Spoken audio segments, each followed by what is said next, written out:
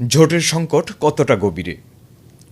জোটের একাধিক দল মনে করছে আসন সমঝোতা নিয়ে একদিকে অস্পষ্টতা রয়েছে, অন্যদিকে ঐক্যের কোনো সুস্পষ্ট রাজনৈতিক নীতিমালাও নির্ধারিত হয়নি।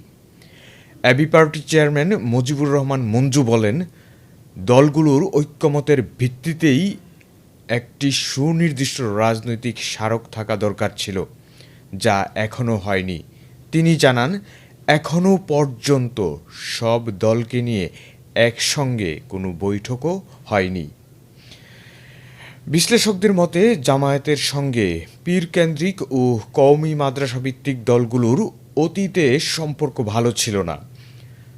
জুলাই গণ অভ্যুত্থানের পর আওয়ামী লীগ সরকারের পতনের প্রেক্ষাপটে সেই সম্পর্ক কিছুটা হলেও ঘনিষ্ঠ হয় এবং তারই ধারাবাহিকতায় এই জোটের উদ্যোগ নেওয়া হয়। ধর্মীয় বিশ্লেষক শরীফ মুহাম্মদ বলেন, আকীদা ও ধর্মীয় তাত্ত্বিক বিষয়ে দলগুলোর মধ্যে বড় ধরনের মতপার্থক্য রয়েছে। এরপরও ঐক্যের চেষ্টা হয়েছিল, কিন্তু এখন সেই ঐক্য গভীর সংকটে পতিত হয়েছে।